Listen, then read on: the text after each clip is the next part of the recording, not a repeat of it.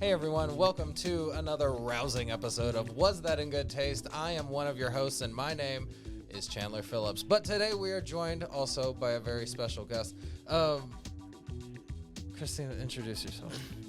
Hello, my name is Christina Ortiz. I'm a content creator on TikTok. My channel is Chrissy_Tina, and I cover current day wrestling content. All right, now James, say who you are. I'm James Beery. Okay, excellent. Seamless transition into the introduction. No, you better cool out, big dude. We have a super fun episode. I'm fucking juiced for this. I'm actually. Oh, you're juiced? Are you rock hard? I am stone cold ready for this. Hey. Yes. Because we're talking about what's Pro wrestling. No, Wrestling. We're talking about pro wrestling. Indeed. So usually what we do when we start these, right, is we normally have like a cocktail and we engage and we talk about it. We don't have a cocktail today because we were busy watching Wrestling. AEW Full Gear 2023. That's right. Amazing show. It was Incredible great. The show. year of our Lord. So instead, we're just drinking the way that you would drink if you're at a thing with your friends, right? You know? So today at the bar, we have beers that were picked randomly from the supermarket IPAs and regret is what we have on the and menu a today. bottle of Bacardi. Ooh. It's always fun to keep a nice Bacardi shooter at your side as you're going into any sort of arena event. And we also have here shot glasses. Now, Oh. I personally didn't know that they offered Bacardi shots at arena events. No, they don't. That's why you have to sneak them in. that's the whole like point. the pregnant mother belly situation. Yeah. Or you just you'll waistband them. Like, Really? look. I mean, you do risk the crowd getting too rowdy and then just like cracking glass into your side. If you get the plastic ones, honestly, if you get the plastic ones and you slam them as you're in line to go through security, then you just throw them away once you get to the security gate, and easy peasy breezy, you're flying pretty sleazy as you get through the lines to watch some wrestling. I'm super excited. This is something we wanted to do for a while, talking about wrestling, because for me personally, wrestling is something that I've been doing for a long time, something I've been interested in. I had fallen out of love with it many times, and in the last few years, it's become something more important to me. And because of that, over that same period of time, I have introduced Chandler to wrestling. I've been Right. indoctrinated into not just- wrestling. You know, We brought him into And- the cult. We're so proud. Most of what I have learned of wrestling so far has been not by choice. I'm not gonna say it wasn't consensual, but a lot of this information has just been foisted upon me, and now I'm too in. I'm too in it. That's to- it. You're in to it. go Sometimes back. when you want to maintain the friendship, sometimes you got to bite the bullet on certain situations, and sometimes those situations are sweaty men with Vaseline all over their bodies. And if that's the price it takes to watch pageantry at its most athletic, then so be it.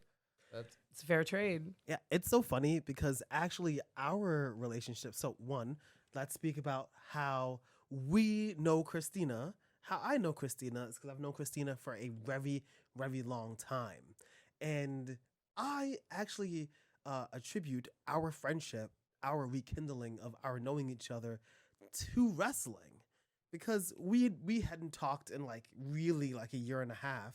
At least. And this is like absolutely. now 8 years ago, 8-9 years ago. This has been forever ago. It's been so long. And we were talking about wrestling. And then we just started talking about wrestling more. And It was then specifically NXT from what I can remember. Yeah, that really yeah. brought us back together. And Sorry. Real quick, for the listeners at home, what is NXT? so NXT is a subsection of WWE where they bring up their raw talent in Florida, specifically the Full Sail College, like Full Sail University. And when I started watching it, I believe it was back in 2015, it mostly was comprised of Johnny Gargano, Tommaso Ciampa, Samoa Joe when he first debuted. Said the Sami Zayn Shinsuke Nakamura match was one of the first matches I remember watching after coming back to NXT. And sometimes you just need something to break the ice. And I'm lucky enough that with James, that was our icebreaker. And it, just went from there. It's so interesting because we'd been talking about wrestling, but like a little bit. And I hadn't really been watching super wrestling. I've always turned on Monday Night Raw, which is WWE's premiere show that comes on USA on Mondays at 8 from 8 to 11. Okay, even pay me money. And she was telling me about NXT, and I'd heard about it. I remember when it was like WWE's. Like they were doing a thing where it was like a reality TV show, it was like very strange. The dark times. Was it kind of like trying to compete with Ultimate Fighter? Yeah, it's like that. It's like that a little bit. Yeah, it was very weird. There was a baby AJ Lee that made out with one of the Los Boricuas, which was not Los Boricuas, Primo and Epico. Yeah. It was a very weird time. And we were talking, and I turned on NXT, and it was the day that Kevin Owens betrayed Sami Zayn. And that episode of that show was so enticing, so exciting, that it made me not just want to watch wrestling, but it made me realize that I'm now an adult. I can do things that I enjoy, and I can enjoy wrestling with friends. He said the titular line. We love a good plug. Right? You should have to do a shot for that.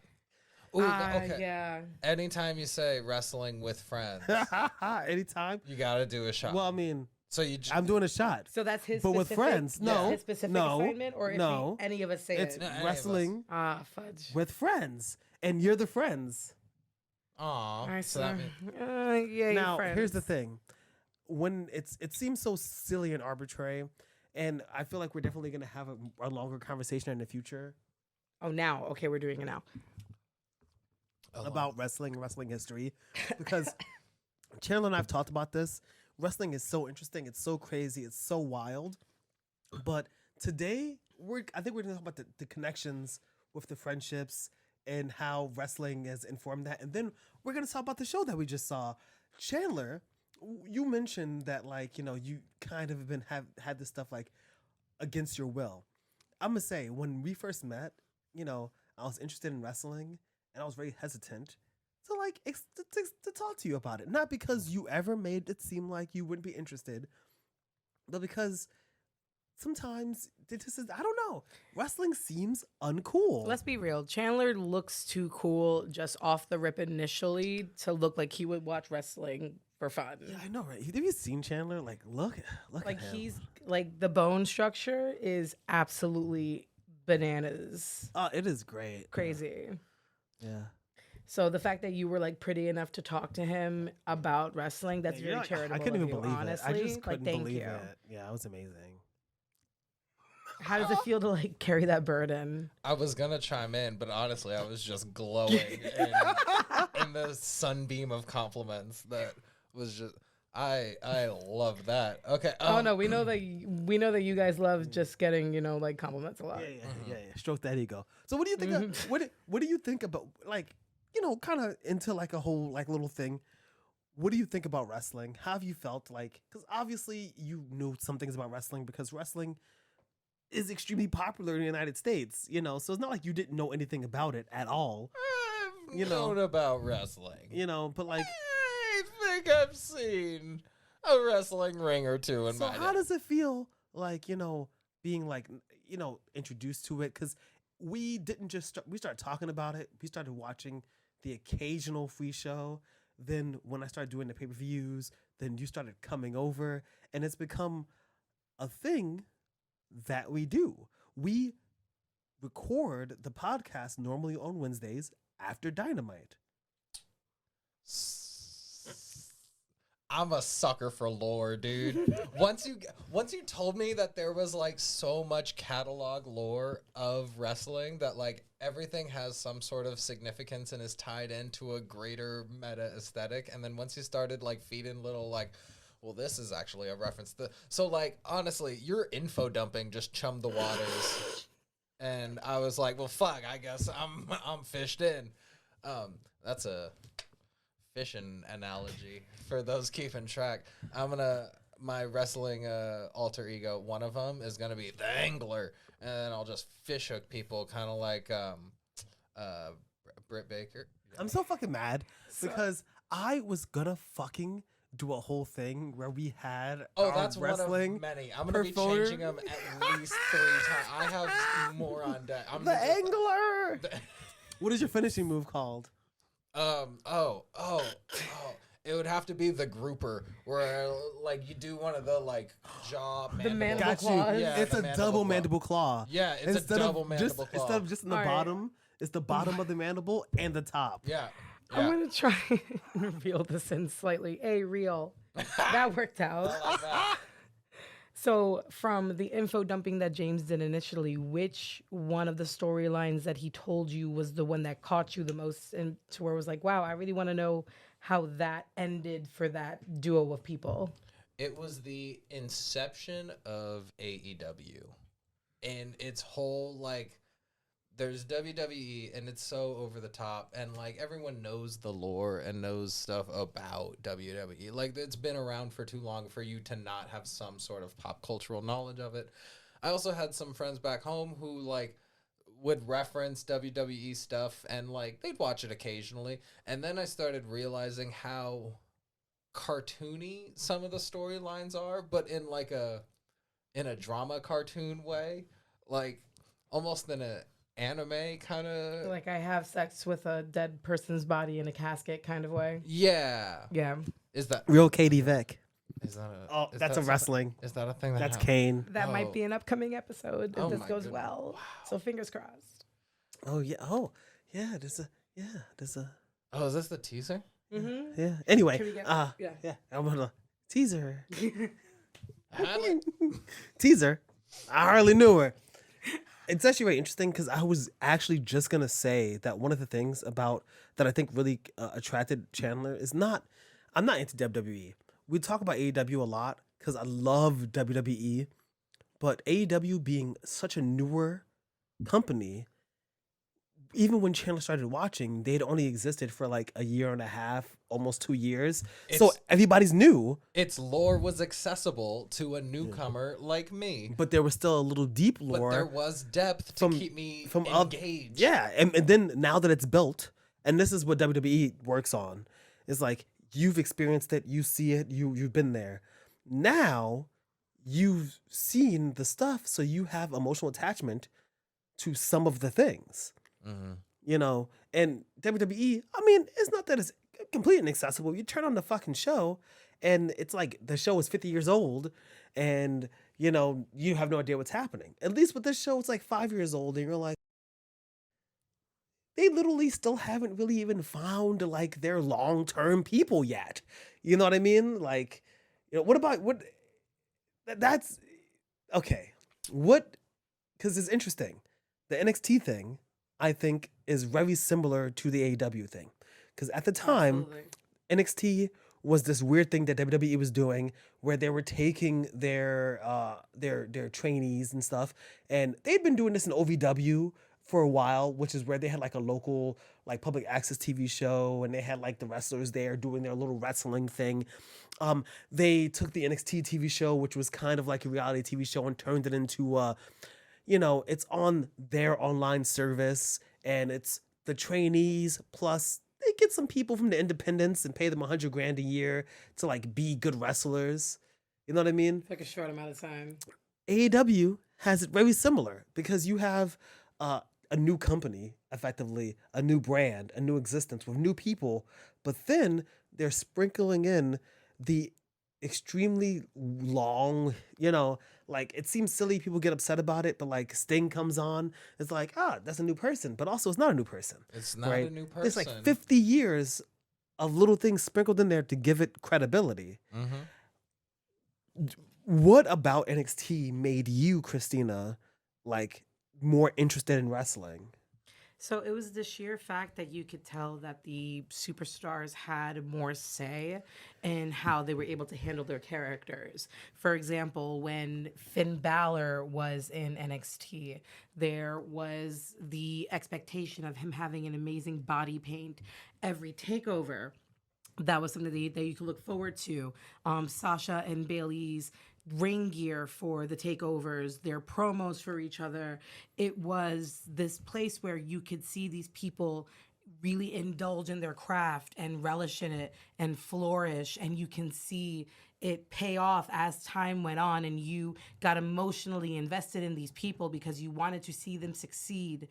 And it just became very personal to the point where a lot of the Full Sail crowd bought tickets for what I'm aware of is like 2 to 3 years in advance, or as long as they could, Wow. because they wanted to make sure that they were part of that.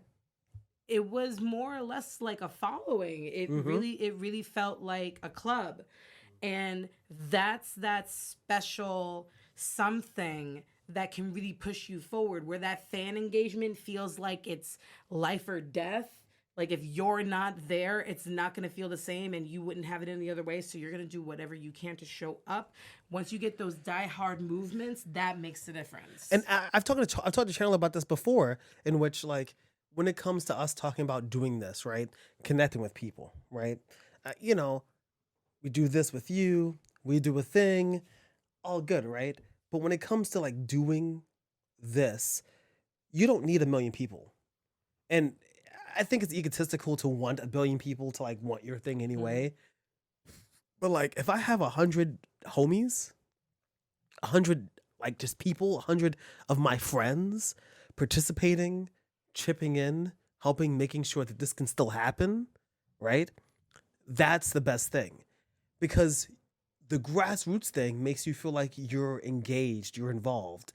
The early NXT stuff was like, oh, you would hear stuff, and you'd be like, oh, I just heard about this person. Like, I didn't know anything about the independent wrestling scene, right? You know, but I started learning about it a little bit, and I was like, this person's interesting. They showed up at NXT, you know, and it's like, oh, this is where the hot stuff is. AEW, that's the kind of thing that they did, and that's why when I first met you, there was no AEW. It did not exist. It did not exist. And I wasn't going to introduce you to WWE because you already know what it is. And even though I like WWE, if you introduce some random fucking person to it, it's, oh, hey there, Chandler, you want to watch the show where... You used to watch when you were 12? Listen, I am sure I would enjoy One Piece. There have been too many seasons at this point for me to jump into it. And that's kind of the same way I feel about WWE, where it's just like, I'm sure I can find 1 or 2 characters to relate to or find endearing. But there's just so much lore, and there's so much. Most of the big characters are investment, old as fuck. And it's just like, ugh, who needs the headache? 100. Most of the big characters they have, I think that's a huge thing, is they have a lot of big characters that have been there for fucking ever. So like, whenever John Cena's on the screen, you know who John Cena is, but you don't know because What he looks like. You know, yeah, I know, right? It's like, who's this guy? Where's this guy? Everybody's talking about this John Cena guy. No Cena. one knows what he looks like. No one knows what he looks like. He's floating jorts with floating New Balance sneakers. That is what John Cena is according to WWE 2K, which I know is what very he nice sounds to know. like. What's he sound like? No, doesn't he sound like that Bing Chilling commercial? Whether fighting or spitting, my discipline is ever given. Got you backing up in a defensive position. Ass kicking anthem, heavyweight or bantam, holding cats for ransom. All right, here, hold on. So you, the Angler, that's one of your characters. You're like the 5 faces of Foley, not the 3 faces, the 5 faces. That's the thing I like about our boy Chris Jericho. Is he's got so many different personas. He's just got so many aliases. I want to be the kind of yeah, guy like who's just got so many. Lionheart Jericho, the list Jericho, doesn't want to get younger guys over Jericho. There's a whole bunch of different, like options to pick from him. But I love you don't even know half those motherfuckers. Nah. Literally, you don't even. He doesn't know. But yet you still know Jericho. What have you 'Cause he been goes- doing? he Why has doesn't he know these things? Because Why it's have you covered all of WWE. them? Because it's WWE and it's hard. No, Chandler, I don't blame you. That's not your fault. He was supposed to be taking better care of you. He failed. I'm So, okay, sorry. Again, No. we want to set a glossary of terms for listeners who may not. Okay, be yeah. familiar. Okay. Um, Wrestling Terms by Chandler Phillips. what is WWE in relation to AEW? Well, Christina, would you like to tell the people the difference between World Wrestling Entertainment? And why can you talk about some things in AEW for some characters but not about some of the things? Oh, so you take the first one and I'll take the second. God, that's so fucking Okay. okay. Oh my And not God. about some You of the first. things that they did in WWE. So the difference is that they're different companies, right? But that doesn't seem like a big thing, except for the fact that WWE World Wrestling Entertainment has existed in some form or fashion. Was it like 2001? It went from WWF to WWE. Before that, it was WWWF, and before that, it was like, That World Championship. yeah, it was some National other something. like dumb shit. It's literally an entire different organization. AEW is a newer organization owned by the Khan family of Jaguars, Fulham football team, fame, and it's a different company. And the thing is, as I already know you're going to get into, it's very strange because while they're different companies and different leagues, they're all the same business. And so people just are different places.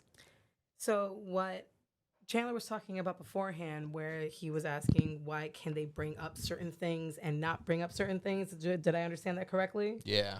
So it's interesting when it comes to AEW specifically because they tout a lot that they don't care. They totally acknowledge that there's other places that people work for, other wrestling corporations. But then Jericho won't be able to bring up particular things about working in WWE, but then he'll be able to bring up other things about working in WWE. I love AEW, but it doesn't show consistency. Where the issue with WWE is they pretend that AEW doesn't exist at all. And the issue with that is that the fans have become so nosy that they know better. So there was proof of someone watching AEW in Gorilla at an NXT showing. There's been snaps. What is Gorilla? Gorilla position is the spot right before the curtain opens where all of the camera monitors are set up for basically Vince and Hunter Named and anyone who? in quality Who? control. Who? Yeah, the people. always like No, this? but people don't know. People don't know. Who's Events and Hunter? Yeah, Vince see, and Hunter. who? Wow, yeah, You're right. there is too much history. Yeah, Right. Vince McMahon, the owner of WWF or WWE or the chairman of the board, or maybe not anymore, whatever the fuck is happening, and the other people who do the production. There's a place right before the outside called Gorilla Position, named after Gorilla Monsoon, who's a wrestler, right? So in honor of him, that position is called Gorilla Position. Now my question is if you're gonna go into Vince, there's a Vince before him, so then you got to cover his history as well, don't you? Wait, he's a Vince McMahon Jr.? Oh, yes, he is. So he's Vince McMahon Jr. Vince McMahon Jr. brought the WWF from Vince McMahon Sr. when it was still kind of like a regional territory Wait, there were 3 W's and an F? because it was Worldwide Wrestling Federation. Oh. Because WCW was World Class Championship Wrestling, and then they changed it to Worldwide Championship. There was WC WCCW. Oh, yeah, it was and then WCCW. It was World Class Championship Wrestling. Then it was like World Championship Wrestling. A lot of alphabet is involved in most of these things. Like a whole lot Oh, of acronyms. okay. Yeah. Let's play the game. You got NWA. Oh, that's rap group. You know, you got TNA. That's a total no Total Ass. nonstop action wrestling. Total nonstop actioning, which turned into Impact. Actually, And wrestling total stop action. Hold on. Wait, what is then you it? got Total nonstop nonstop? action. Okay. TNA. You know, tits and ass. I know, right? Oh Okay. boy. Yeah, he's like, oh boy. Huh. What is they used to ask the guy. The guy who used to write for WWF when they were at the biggest, who ended up being an asshole, so they moved to WCW. He ended up going to TNA. He's the one who came up with the name. And he used to always be like, yeah, it's total nonstop action. Wink, wink. Wink, wink. it's the simple things in life, folks, that make You us know, happy. You know? what else? ECW. Extreme Championship Wrestling. Let the boy answer. Oh, I wouldn't have got that one. Wait, what's another one? Listen, there's AWA. There's so many of them. Wait, what's AWA. Oh, don't even give with the regional. All Elite Wrestling? And then because way. what happened is No way. after Vince Jr. Bought the company from Vince Sr., he was in New York, right? They're up here in the Connecticut, right? Then they have local TV. They go to some of the people down in the South and they go, well, we're cool. Let's borrow some of your wrestlers. Don't worry, we're never gonna come down there. We're never gonna fuck with your shit. But then they were talking to the cable operators and then took over the Georgia Championship Wrestling spot. And people were like, oh, we don't like this. And Vince was like, I'm sorry. I'm not going to take over all of your companies, merge them into one, and take over their entire business. Psych! And then he did it. Which is why But he just said he wouldn't. which is why there's one company that has all the history of all this wrestling, which is why when even AEW's very new, which is very interesting, right? Because Chandler's like, oh, it's new, which is easy to get into because the young people like MJF, you have seen his whole story. You've been watching since he was with Wardlow. Remember Back in the day when he was just beating up Wardlow, I was like, this boy is better than this. And he knows it. And he knows it. And you're capable of great things, Bubala. But I just wanted him to do what's best for him. And you know what? He's really turned his life around. Now, do you feel like there's an advantage with starting with someone from beginning to end, such as MJF or such as maybe another wrestler that you've grown accustomed to in AEW?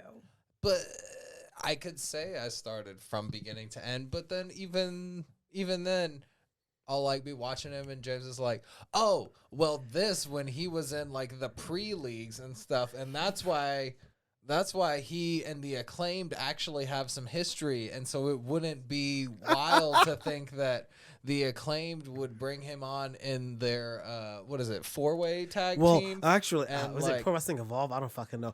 Okay, actually, MJF used to work for Pro Wrestling Evolve, right? No. Actually, I'm sorry. Actually, MJF was trained by, if I'm correct, Pat Buck, who was now producer. And AEW was producer, who was also producer, and WWE, who used to do a podcast with the big guy Ryback. Okay, Pat Buck trained MJF, right?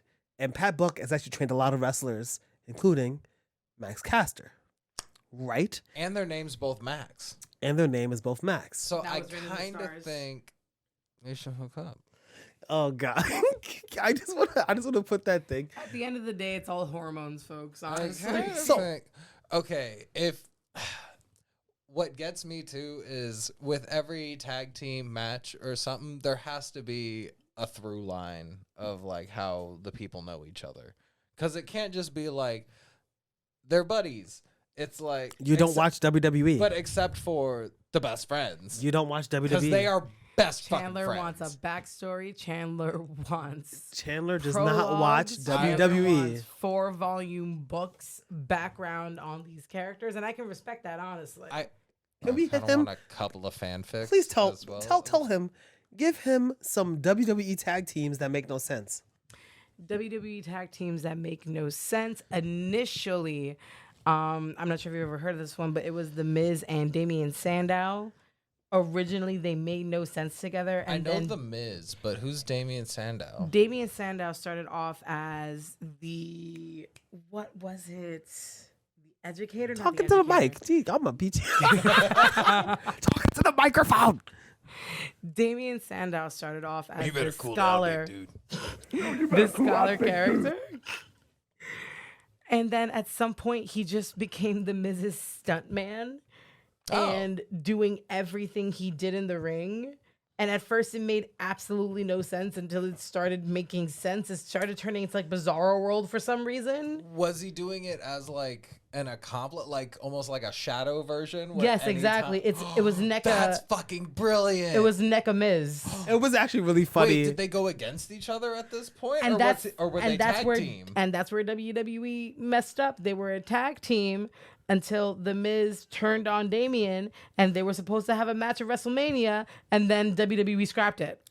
So the kind of thing with WWE Bastards. is like you mentioned the tag team, right? WWE does this thing where on Monday, if I'm in a feud with you and I'm friends with this person and you're in a feud with this random guy, we're just having a tag team match.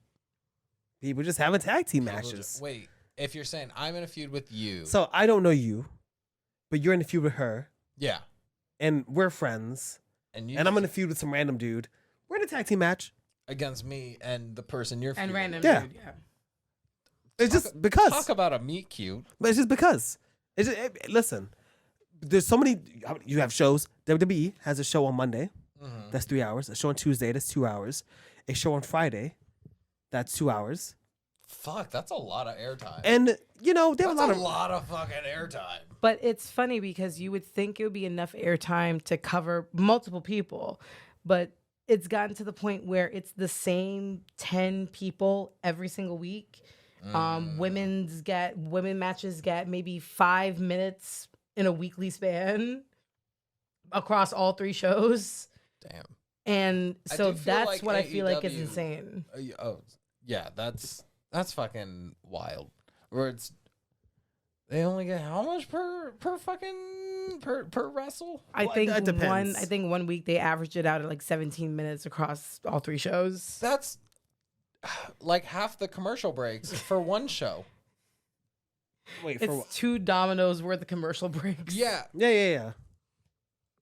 Domino's do be plugging through that.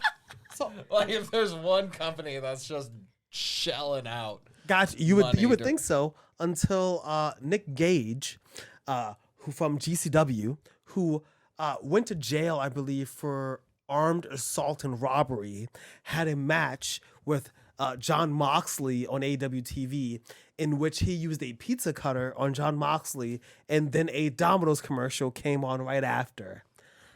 That's was just the a most te- around As the world. literally way to he's get to cutting that his face, commercial. he's cutting his face open, and he's like and then it goes to commercial, and it's a Domino's commercial. Delicious pineapple on your pizza. As you have the images of John Get Moxley bonus pizza. bleeding out. Order at pizza Oh, today. that's a spicy sauce. What is your wrestling character? My wrestling character, I think she would be called like Depresso. And just like down a shot of coffee before she runs in the ring, and then immediately as the bell rings, she just cries for the 15-minute span. Oh, I like the And then caffeine still angle to finds a it. way to win anyway. Got you. I love that. This is what I need. I need from Depresso and the Angler, right? I need you Yeah. to give me a promo. Depresso, ladies and gentlemen. Wait, are we fighting? Are we fighting each other? Yes. Or are we okay. Don't, I got you. We didn't I got talk you. about this. I got Wait, you. one more thing. I- What's your signature move My signature move. as Depresso? my, Like, what's your signature- finisher? my signature move as Depresso is oversteeped, which is basically just me like running out of spoons and just like collapsing to the floor. Actually, that would work. Because imagine the person's running at you and you's oversteeped. You just And I collapse just to the faint. ground. It's like a Pokemon Yeah. move.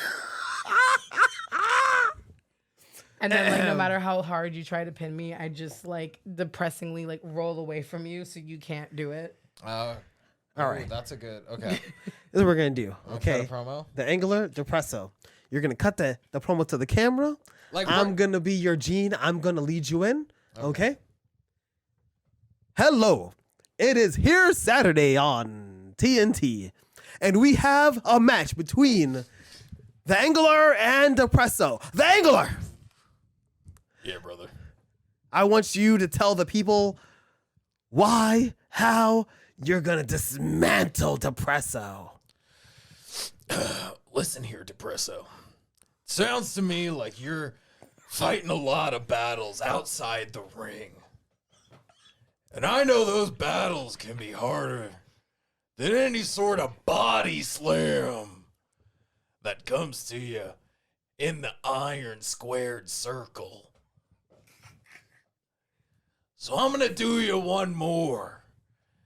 And instead of just beating you down to a chum to throw into the water for sharks and plankton and algae and feeder shrimp, some sea anemones, other filtered feeders like sponges,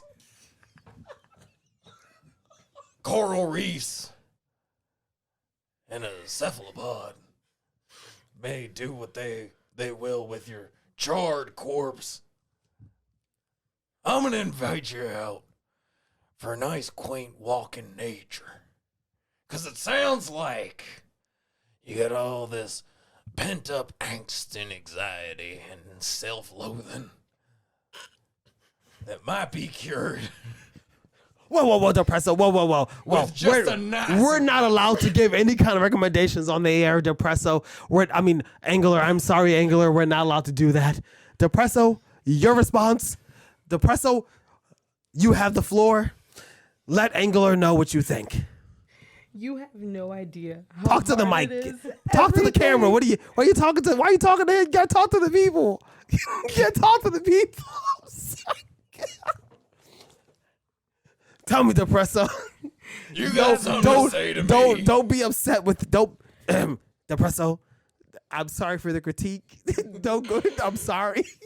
Don't take it too far. I'm sorry. Give her some space, man. Depresso, what do you think about the challenge from the Angler? Wait, why are you doing the scary voice? I know, because I'm doing the dramatic. And so, Depresso, what do you think of the challenge from the Angler? I'm gonna take you, Wait, what? You're not and I'm gonna Depresso? show you how fly fishing works. Wait, you're not Depresso. Depresso. Depresso. Let the Angler know what you think. The angler's words really steam me up inside to 180 degrees Fahrenheit specifically. I get foamed at the mouth every single time that someone tells me how I need to handle my emotions. But I've been decaffeinated long enough. Damn it, I refuse to let some man that's vocation is only fishing tell me how I need to process my emotions and my feelings. I know how I need to be heard. And I will be heard at our next match, Angler. When I boil you over and I pin you down and I get you for the 3 count. Justice will be served. Wrong one. You know, you better cool out, big dude. Whoa. You're out here talking about boiling, murdering, killing. You may feel decaffeinated, Depresso, but by the time I'm through with you, you're gonna be decapitated. Your takes are as rotten as your fish, Angler. It's a valid trick. And here we come. Oh my God. What's this? What's this? Just music playing. It's a piano. And from the rafters, he flies. He flies. The night. I am a wrestler from the 70s. And because I'm black, my name is the Night. And I'm scary. Don't get into the elevator with me. I might make you uncomfortable. But don't worry. I'm one of the good ones. I just have a question. Is that NKNI or NIGH? Like night like armor or night like at night? Night like you can't see me because my skin is too dark because it's the 70s and I'm a wrestler in the WWF. So, like, if I sprinkled like salt on your forehead, would you look like Deep Space? Oh shit! I don't think. Oh God, you're. We got the attitude era over here. We got the attitude era. You over said here. 70s. Shit, I mean, damn, I don't know about that. In the 70s, it's like drinking the same water fountain. You're like, I'm gonna sprinkle some salt in your forehead. I'm Vince McMahon. Shit, if it's the 70s, she's like, I'm gonna sprinkle salt on your forehead and make it look like a drug deal. Well, I feel like if it was, no, because that's the 80s. I Oh, feel like that is I the feel like 80s. if it's the 70s, if it's the 70s, you know, it's like because you're the bad guy because you're light skinned and I'm the good guy, right? Because I'm black and we're trying to do a little progressive thing. I'm gonna get you. I'm not gonna say it. But that's what you would say. Honky? No. Whoa. No. I think She'd it would be spick. No. Whoa. Wait. Because you're speak Spanish. Hola, ¿cómo estás? Okay. What? Do you know where a library is? ¿Cómo se ¿Dónde está la llamas? biblioteca? There we go. She said it. Just you have to now. You have to show your Spanish because you're gonna get you don't understand. I have rice and bean recipes. No, in my you phone. don't understand. The algorithm is gonna look. You said that, and now you are now the Spanish person on the podcast. So Oh, and also your wrestler persona is gonna have to be Colombian because of the coffee. Oh no, I'll do you one better. Colombian. I'll naturally have a deal with Café Bustelo. Forever. So kind of like how like John Cena had like Fruity Pebbles. I'll come out to the ring in like yellow and like red oh my garb. god, You don't even fucking with make like Bustelo. With like Puerto You Rican don't even know bomba how to use a dancers mocha pot. along- How do you use a mocha pot? How along do you use the a mocha side. pot? Yep. I use a French press because I'm No, rich no. now. How do you use a mocha pot? You're You not even put the fucking- grounds in the bottom, you put the filter on the top, you put the water in, and you close the fucking thing, and you put it on the stove. Did you learn He how to fucked use- one too many Puerto Rican girls, and now he thinks he knows how to use the shit. One too many. Just one too many. How much Spanish? Someone fed him arroz con pollo one too many times, and now he thinks he has a fucking birth certificate from Ponce. You're coming from me. You're coming from me, Depresso. You know 4 words in Spanish and 3 restaurants, and you think no sabe. Wait, I'm high. The only reason why you think you're bad is because you fucked one Puerto Rican girl, but she was just a really dark-skinned Italian girl, and you were too dumb to notice. First of all, no, she wasn't dark One Italian. too many. She was light-skinned Mexican Puerto Rican who was Jewish who converted to Islam.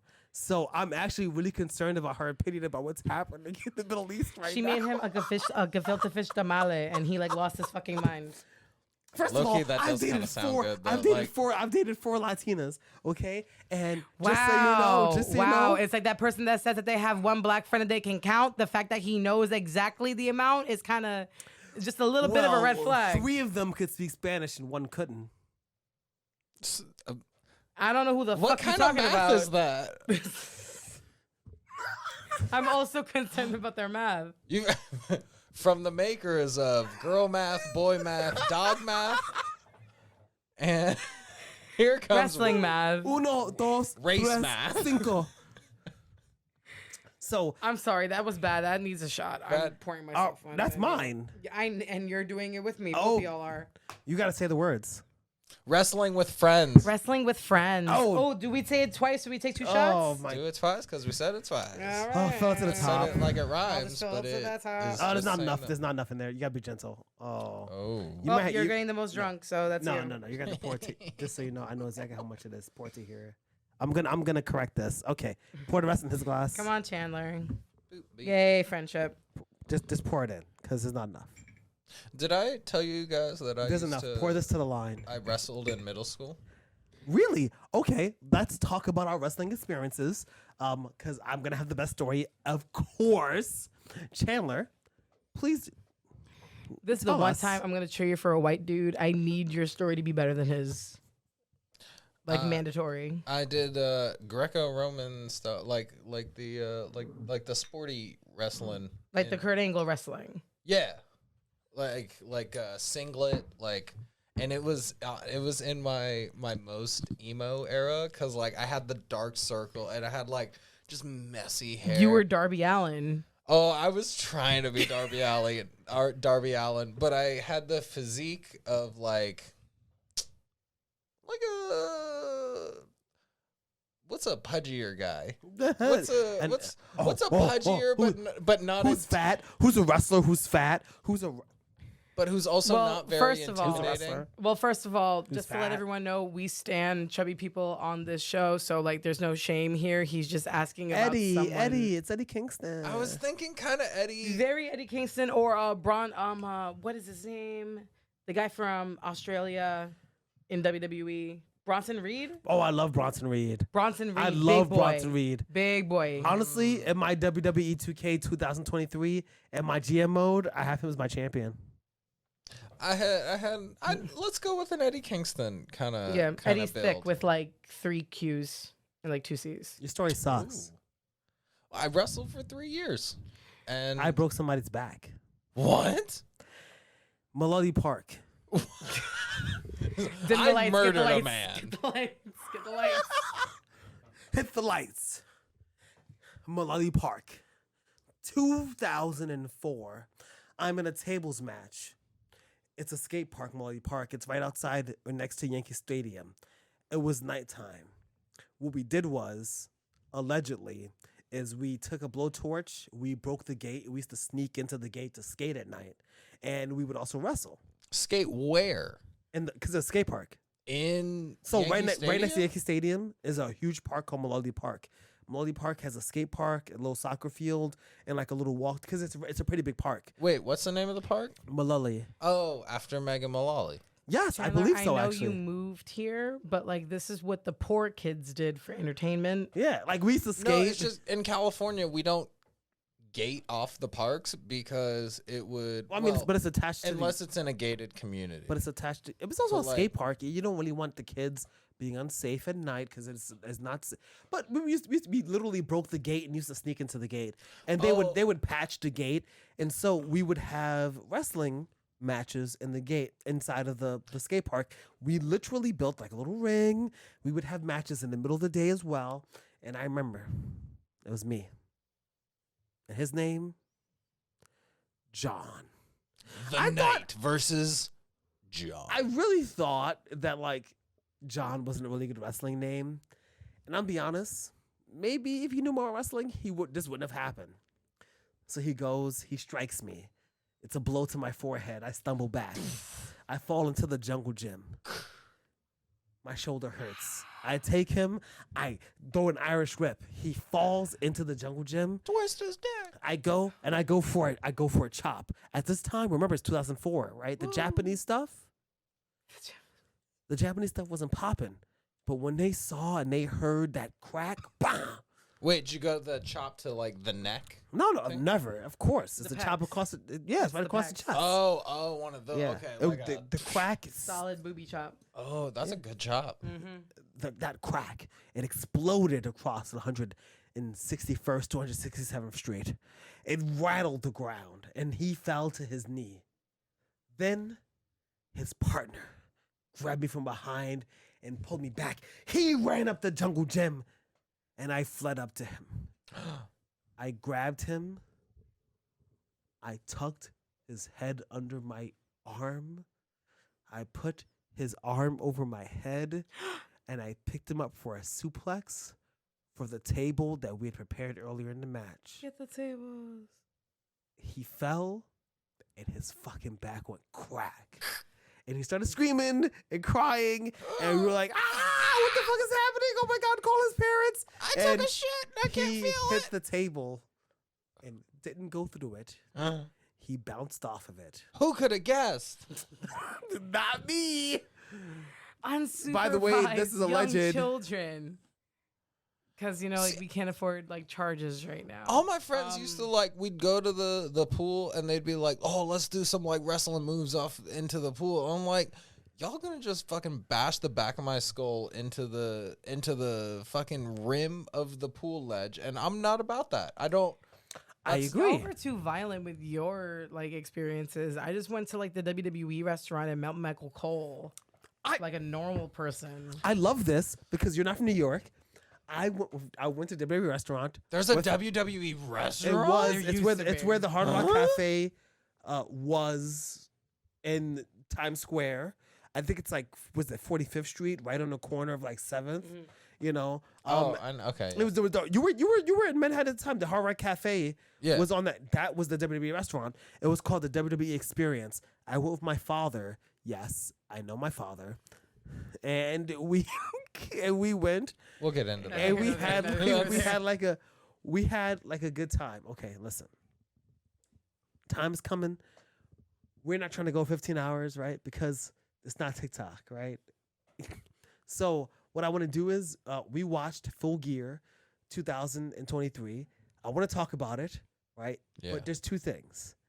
One, this is something I think be really fun, right? Is we're gonna talk about wrestling. So I thought that you and I, right? Say hi.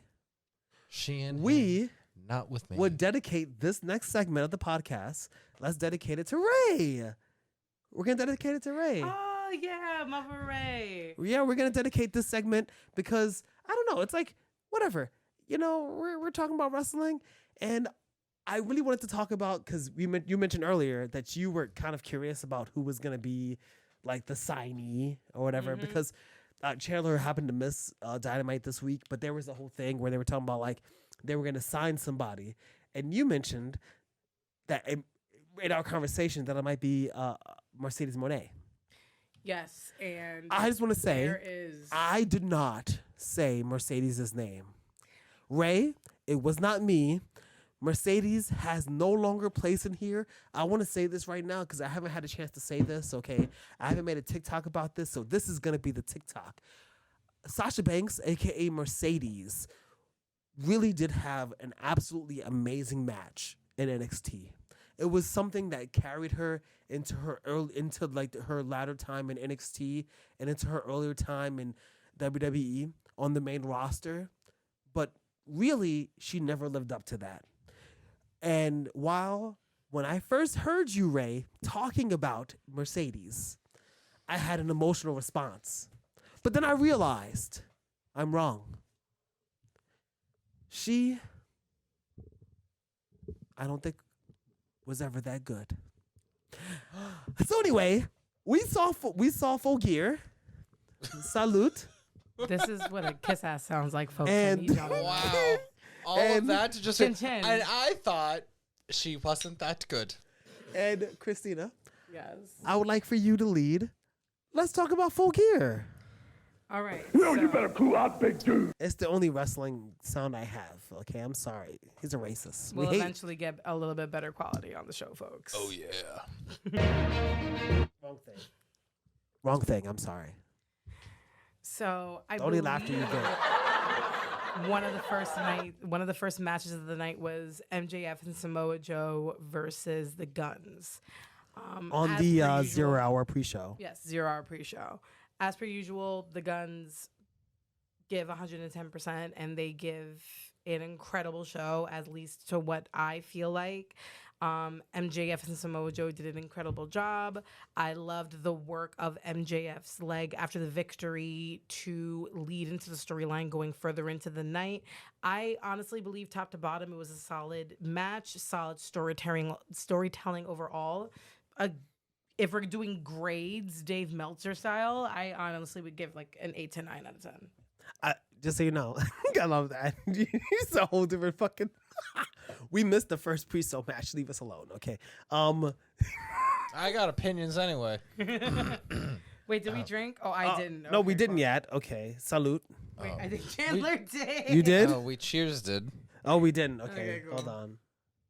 I don't like the guns. Okay. So you weren't here for that at the Let me- time. You came in at the very end, just so it's clear. Let me put it to you straight. As like actors, professionals, etc. Great performers.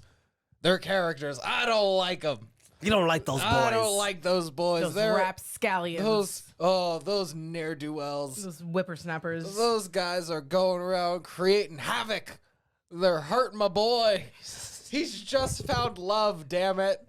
He's just figured out how to share empathy with the world. Just let the boy love and have everything he wants. Also, side note, congratulations to MJF for landing Tits McGee. I'm super proud. Good for him. Great job. Wait, you're talking about Adam Cole?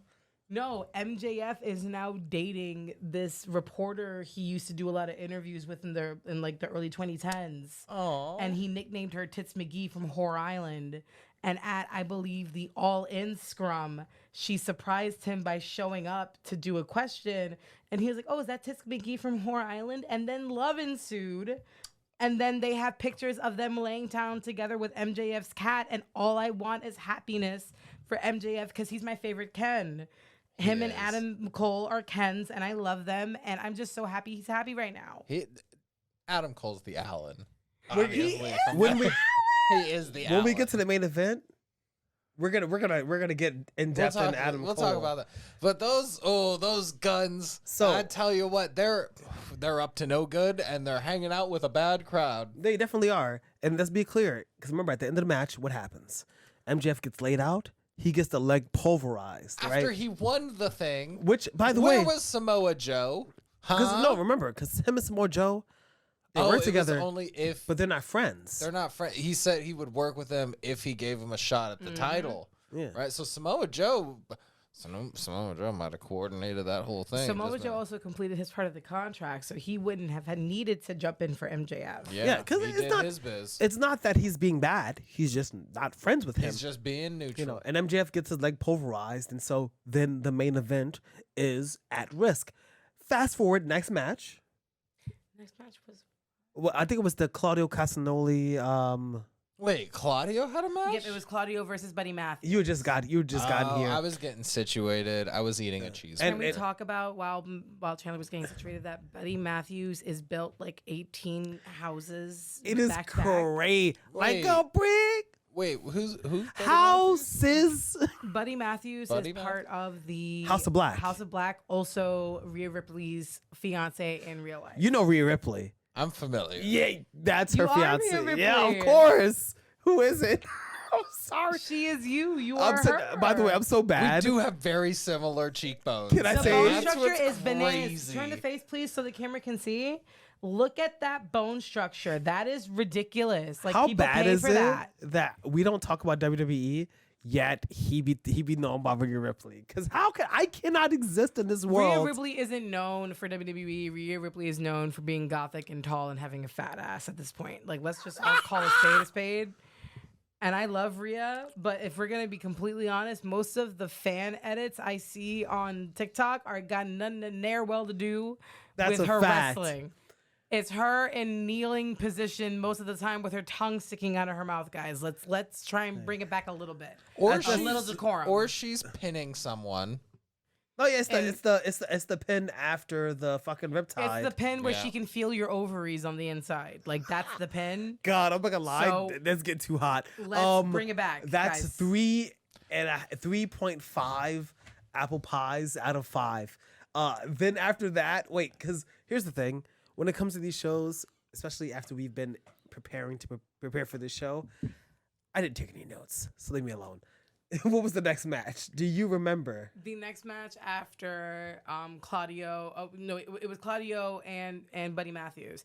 It was an incredible match. They're both incredible workers. There's really nothing much else to say. Like sometimes you And then just after that, need a good who technical won? match. Claudio won. Yeah, Claudio won. Oh, Claudio won, and Buddy Matthews refused to do the Ring of Honor handshake, which is a sign of heel-a-tree afoot. Because Buddy Matthew on some punk ass Some bullshit. bullshit, honestly. we can have a whole episode about Ring of Honor. Then the match after that, because I don't remember. I don't remember either. Was that You were the the one for- three-way? Was that Or the... was it Tony Storm versus Sheeta? No, that was later.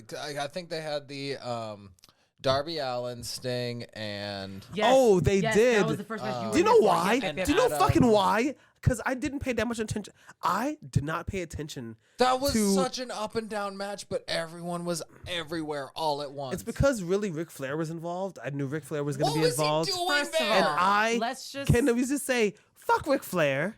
1, fuck Ric Flair. 2, if you're gonna have the audacity to hire this man, at least have him match the same color scheme as the rest of the crew that he's rolling with. I gotta Because say- my brain couldn't fathom the fact that he was in purple when everyone else is in black and white, and it was very fucking distracting, and I find that like highly offensive. And I don't hate, by the way, that they have him because it makes a lot of sense, right? Because obviously one of the things that AEW is doing, we've talked about this earlier in the podcast, right? Is that there's history in wrestling, right? So when you're building a new company, like, you know, WWE pretends that, like, you know, they do sports entertainment, everybody else does wrestling, so they don't have to talk about wrestling, you know? But AEW wants to acknowledge the reality of wrestling, which is that, like, how can you acknowledge wrestling without Ric Flair? So it makes sense for them to give him money. But it don't make sense for Tony Khan to fucking say that Hulk Hogan and his family are banned for being racist and terrible. But Ric Flair is allowed to work in the fucking company. Huh? Just saying. Is It's the clout. It's It's the because Ric clout. Flair, literally, because you don't even know, because you were not watching or in a part of history where, like, the Four Horsemen or, you know, the stories, the conversations or evolution when Ric Flair, as an old ass motherfucker, comes back in his 50s, in his 60s, wrestling, actually putting on pretty good matches on TV. You know and what I mean? feel bad for us because we thought that he was old back then, doing that in his 50s and 60s. how old is he he's, now? He's like century dust. He's How like old an is Ric Flair? anthropomorphic bag of just like bones and blood and muscles. He's Siri 74 says years Ric old. Flair is 74 years He old. needs to retire from wrestling and He just did. go into He the did. Senate like everyone He else. did. He had a last match 2 years ago. He had his son-in-law from another child for his other daughter, Conrad Thompson, who is a real estate agent. By the way, Conrad, be nice. Be nice. Conrad is really important, and he runs podcasts with really important people, and I do not dislike him. So I'm not trying to bag on him, even as a joke, because he's like nice. And just because he's like nice with Ric Flair, we don't always agree on stuff.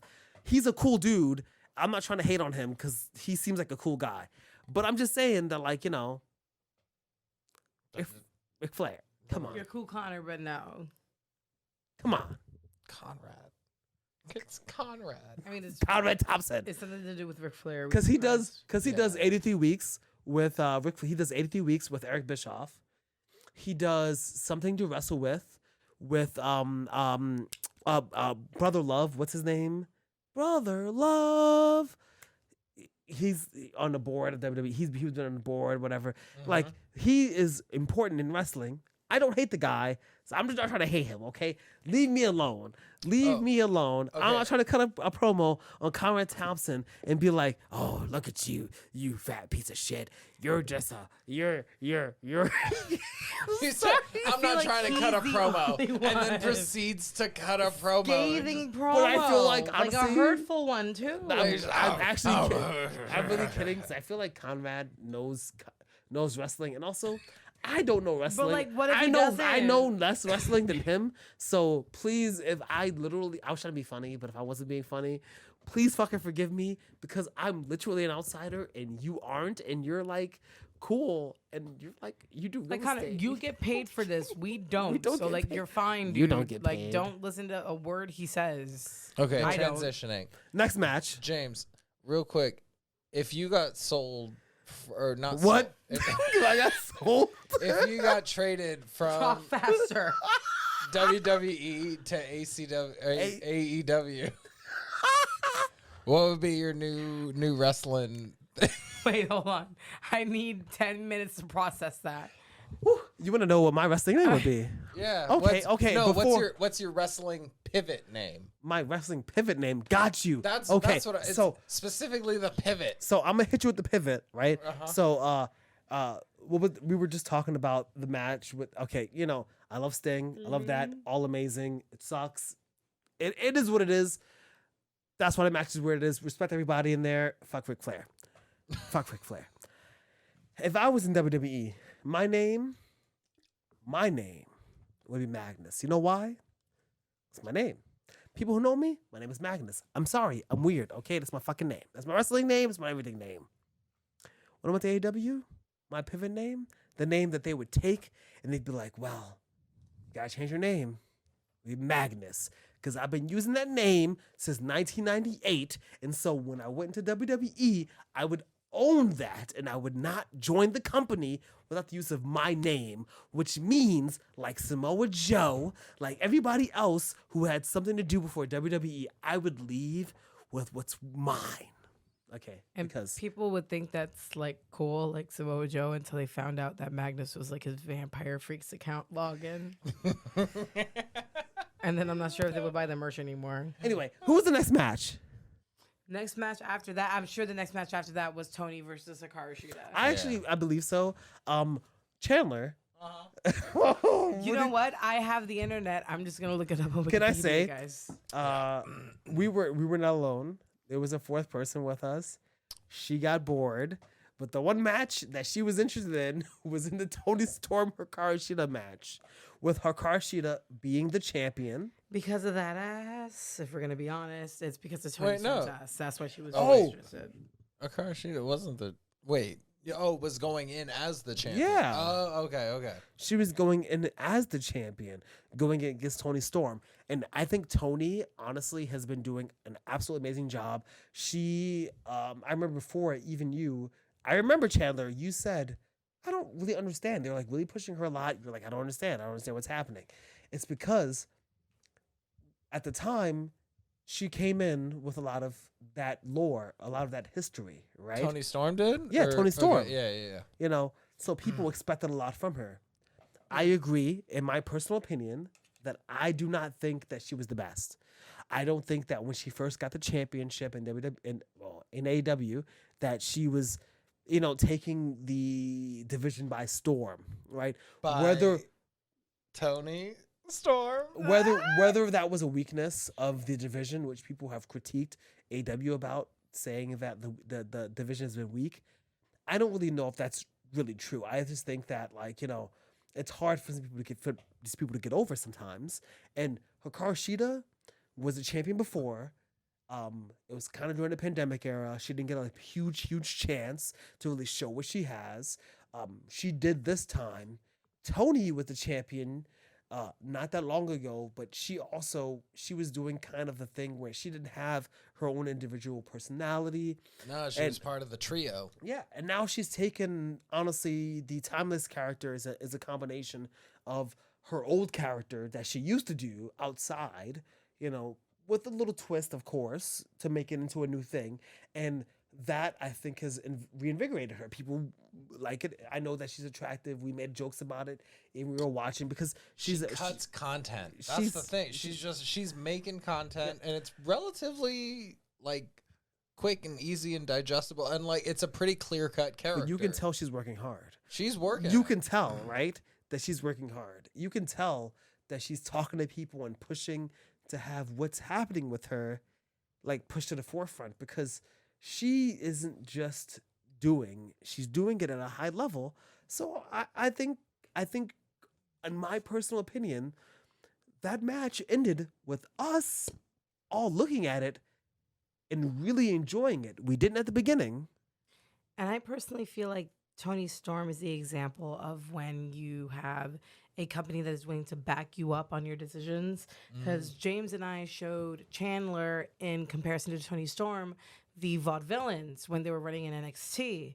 And I personally feel like Tony Storm is the difference when a company backs you up on your decision in terms of your character, in terms of when they don't. Because Tony Storm now has the title as this character, as Timeless Tony Storm. She has backup. She has production value. Timeless Tony Storm. Amazing. It's amazing. I know people that watch the show only to get to Tony Storm.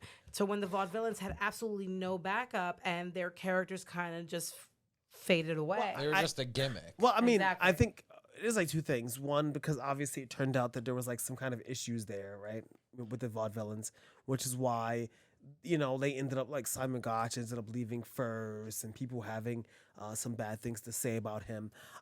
I think that the Tony Storm thing is different only because she is executing at a higher level than these people that we're talking about ever were. Not just because they weren't given a chance, just because she is and has been supremely so talented. I think that when we're not recording, we're cracking jokes about like how beautiful she is, but we're doing that because we absolutely understand that like she's doing it at fucking a level, and that's not to discount her car Sheeta, right? Because Sheeta showed up there and put her fucking foot in it, and she put over Tony. Oh yeah, Which is why I give it 7 ham sandwiches, vegan ham sandwiches. out of. It's up to you. You have to have a cap. That's No, how I don't. Yeah. No, if each time is different. Each time is different. If it's 7 ham no, sandwiches each time is different. out of like each time is 100 different. ham This sandwiches. is my thing. This is my thing. Each time is different. Your Then turn. you Your can't- turn. Your turn. I'm right. There's just no consistency, folks. Let's just all get used to that collectively, and we'll be able to What'd you move on think? together. And then what's the next match? You have the list. I thought it was a fantastic match. I love what Tony Storm has done with the character and with just kind of building up the aesthetic. If I were to have a pivot character, this is my character number 2. My backup would be Barnabas Bailey, circus freak extraordinaire. And I would be like, I'd have like the styrofoam weights and just like throw around 100-pound dumbbells and stuff and be like, look at the ease of the strong man, and do the whole. And here he is in the world of tomorrow. The Exact- strong man with the pneumatic axe. He doesn't need to chop down the tree. The tree pretty much chops down itself. He does it in one felt swoop, and a 1 and a 2 and a. And We're so bad. Yeah, We missed some whole thing. what did we miss? We missed Orange Cassidy versus Moxley. That was in the middle there. Mm-hmm. Because was you know what it bloody. is? You know what it is? I think is that because we respect that. I'm not trying to talk no shit about Tony Storm. But if you were to say, what's the one we want to talk about the most? You probably wouldn't say the Tony Storm thing. You'd probably want to say Orange versus Mox. But that, while not bad, it was amazing. It was great, of course. I don't take bumps. You know what I'm saying? It's great. But that, in my personal opinion, was them like forwarding a story and doing the same thing they do at a high level always. Orange and Cass was. Yeah. Or wait, Orange and Mox? Yeah. Which is why it's like a 4 out of 5. Because like, oh, they're doing good. Because that's what they do. It was a good filler. It gave me And the it's a- carnage I wanted to see. And it's them. But and that's it's what characters that you recognize. But like that's what we were talking about earlier, where the fact that we've been spoiled enough by AEW to see this match by Orange and Mox as filler, when if it was on a WWE pay-per-view, it would be towards the top 3 matches That of would the be a title night. card. And that's the So- thing. We don't really get to watch it, but we talk about it a lot. These PLEs, these premium live events that we have, sometimes are at a very high level, but they organize their shows very differently.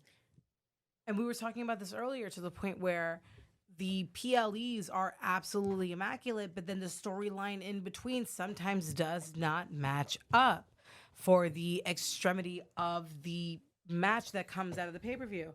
Like, for example, we're going to get to it in a moment, but Adam Page versus Swerve, the build up to that match and the match that we saw are 2 completely different things. Completely different things. Wait, what you mean? Okay, 'Cause well, hold that on, hold on. match was Hold on, before we get fucking into that. Let's gruesome. finish- Before Yeah, we we get gotta to finish that, off Orange let's and quickly, Mox. let's quick. Orange and Mox, I'm be honest. The reason we're not gonna talk too much about it is not we don't have to go into everything into the deepest. It's not because it's bad. It's amazing, but like it's Orange and Mox having another Orange and Mox match, which is another amazing match. Boy, what a fucking surprise! But narrative wise, it didn't set up a new Exactly. story Yeah, arc. it was just fixing what Like, happened. be different and suck, guys. Like, Oh. stop being so good in your matches. Well, It it's might 'cause help. Chandler and I were at the show where that- Adam Cole got hurt and Mox got the concussion. Yeah. So this is just a forwarding from that. After that, of course, was the Tony Storm match. Then it was the Big Bill Ricky Starks match, which against Los Ingobernables, The quadruple Yep. tag team. with so With it's ladders. Ricky Starks and Big Bill versus it's Los Ingobernables, but it's La Fusión Ingobernable because it's the Mexican version in We should have AW. grabbed the Pisco. Damn, El I wish. Gobernador.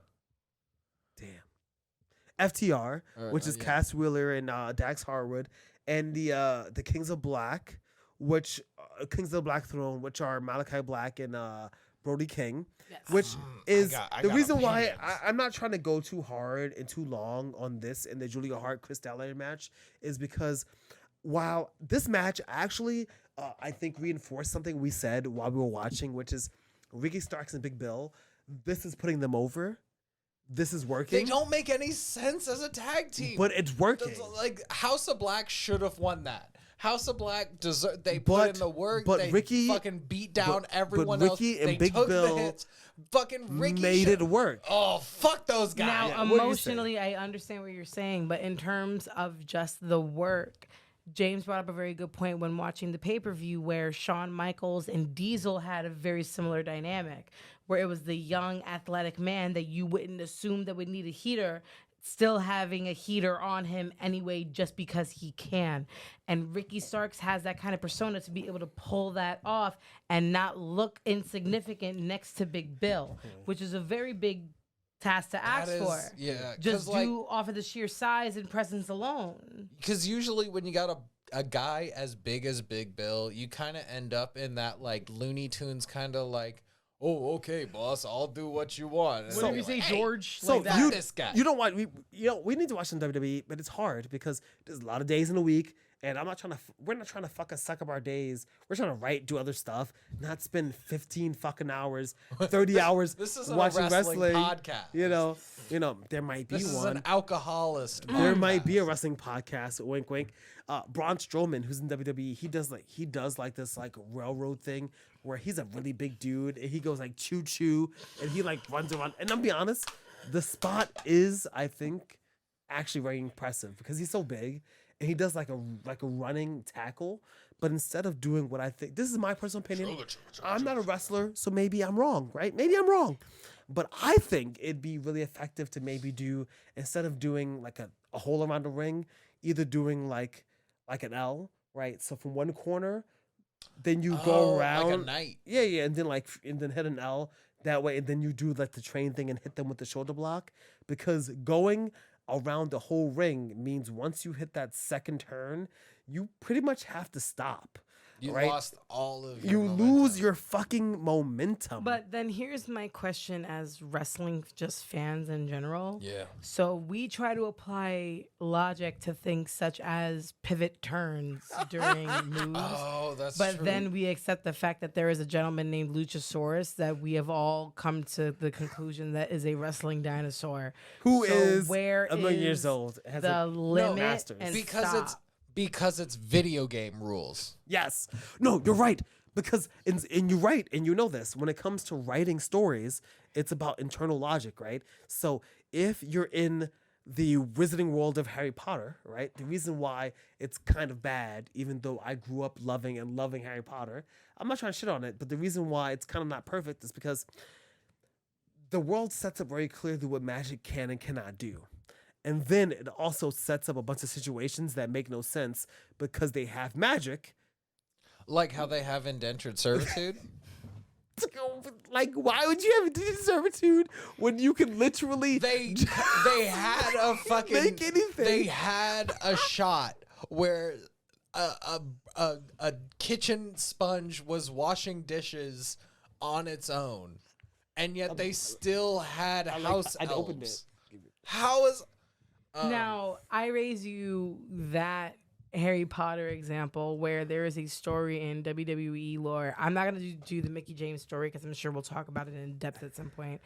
But I'm going to talk about the Tori Wilson Wink, wink. story where him and Dawn Marie, where Tori Wilson and Dawn Marie were in a feud with each other because Dawn Marie decided to have a lesbian stalker crush on Tori Wilson that was not reciprocated. And when not reciprocated, she decided to go after and fuck Tori Wilson's geriatric father marry him, and then have sex with him until he died. Uh-huh. So in terms hot. of like lore, we're trying to apply logic like pivot turns to lore such So as no, this. but that's the thing. That's the point I was making, which is that the logic of a story has to be internally consistent, not externally consistent, right? So everybody in wrestling, no matter if it's the Undertaker or Brock Lesnar, they all have to put their feet on the ground to bounce into the ropes to do a move, right? Nobody in a wrestling ring does something that you can't do because the people doing it are humans, right? So the internal logic of wrestling is that the Undertaker is a ghost spirit man who sometimes sacrifices people, but he runs at normal speed. You know what I'm saying? Like in vignettes, he teleports, but like in a match, he runs normal speed. It's like Mortal Kombat. Like in a game of Mortal Kombat, you can rip the skeleton out. We played earlier. I was playing Omni-Man. Yeah. She's like beating up Omni-Man. They can't You beat ain't up gonna Omni. beat up Gonna Omni-Man. beat up Omni-Man. Like, there's nothing that you, as fucking whatever the cop dude in Mortal Kombat is like, freeze, criminal, and then Omni-Man's just like, Jax, To I'm be stealing your fair, blade. I was Sindel at least, dude. Jesus Christ, give me some kind of fucking Okay, hold credit. on. We got to, because the reason why I'm not trying to go into the, because the Ricky Starks Big Bill thing, obviously that turned out much better than we thought. The Julie Hart Cristiano match personally, versus. I think House of Black should have won that one because But they to be just, fair, they just- Julia Hart won they- for her match. she did, but they So House just, of Black technically won. I don't think she should have won for that. No, Okay. actually, whoa, you're right. Whoa, I didn't think I about think that. House of Black should have won for the tag team quadruplets, and then fucking Statlander should have won for the triage. See, but I think that this is a good way to move forward with the House of Black because now the only successful person out of the House of Black is Julia Hart. So it'll put her more at the forefront And then of and the then House and of then Black. the Okay, people I get that. who are better, and this is why wrestling is like so meta, because like they're better, more talented, because she's young. She's like fucking 21 years old. You know what I'm saying? So they're helping her. So like them not doing too great and her doing great. So like they're always on her side. They're in her corner. Brody's walking down the ring with her. Oh, that would actually be Yeah. a really interesting development where it becomes like, oh, she's in a tag team match or something, and then she just has a group of She's burly the ass boss. men in corpse paint. She's the boss. Yeah. She's Okay, the I love boss. Like that. it's Okay. literally gothic Taylor Swift with like a group of heaters behind her. I would watch that Ooh. season of television. All right, Immediately. I'm on board. Come on. I'm on board. It's just in that fight, Statlander executed. You just liked it because she was dressed up as the Jim from Globotech in That too. Dodgeball. Yeah. Globo Gym. But let's give flowers where flowers are due. Sky Blue's makeup out of that match. She fucking 10 out of 10. killed it. That eye 10 out of makeup. 10. Everyone's Whoever- id makeup in that was Whoever were the fantastic, but stylists hers- for that match need a raise and a paid vacation immediately, expeditiously. Absolutely. It looked like an EKG of an alien, and I loved it. No, that shit was Absolutely. fucking sick. Yeah, that was- I agree. Sorry, that was so aggressive. I'm sorry. Well, and Statlander's eye makeup too. She had like the yellow like low lights with the Yeah. purple fucking. No, it was Like lovely. the 80s aesthetic, like the 80s aesthetic Yeah. to go along with the outfit. And that's what She had a whole glow thing. that is going another thing on. I will give to AEW in comparison sometimes to WWE is that with their lower card people, they will still put the same amount of production into. Well, I think it's only because it's obvious that they're constantly like pushing some of those people. I'm just excited. I'm excited because I just want to talk about the next match. I want Wait, to talk what's about the which one? Which one's after Statlander? All right, let's You know see who it is. No, I need you to know see who it which is. one of you guys actually has like rhythm between like y'all. Let me see it.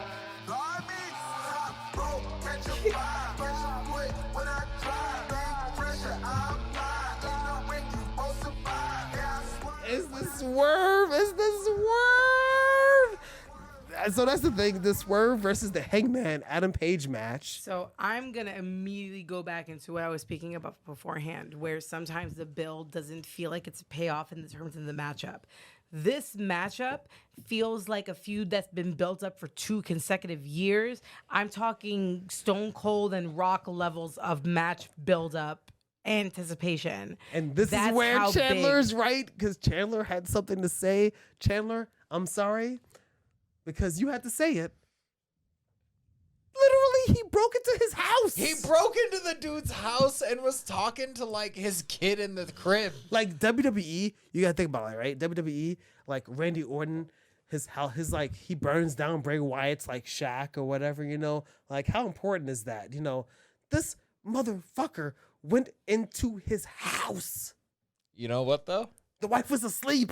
Go- like that's going insinuated. into that fight though, I was still rooting for Swerve. And this goes. I was like, fuck. And this is fuck gonna take Adam. a fuck Hangman. transfer. Like, to TikTok really quick, but Mother Ray made a good point where she was like, "Where the fuck was Adam Page's wife? right? That baby was by himself at home. The baby- like, where? No, where but was there was okay. no Oh, was parental she asleep anything? there No, too? I'm They didn't have a baby monitor. What? Listen, you don't have 2 floors in your house without having a baby Swerve is an monitor. attractive gentleman. I would also pretend like I just didn't hear him come in the house either. Ray, you're my favorite. To be completely honest, I'm gonna make it clear. Hangman's wife was asleep. That's the whole point. The whole point is he snuck into the house when the wife is asleep and the baby is asleep, and then he's fucking being weird and like stalkery because the wife is vulnerable and the baby's vulnerable. Even though I can't imagine over a wrestling match, Swerve going in there like, I'm gonna suplex your baby. I'm gonna catch the baby with the what's Swerve's fucking finishing move? Oh, don't ask him. I don't know. He's not the one. He's No, not the one. I forget. Yeah, No, it's- but his whole thing, his whole gimmick is whose house? Swerve's house. So of course he's gonna break into your house because whose house? And then let's talk about the match because you said you Swerve's said you don't house. feel like there's enough build up. I don't know. You break into my house, maybe I'd take a stapling gun, No. staple all over No, your no, no, body. no. Like Swerve was bleeding. This He goes was back to what gushing. Chandler said, where it was Swerve going after the kid.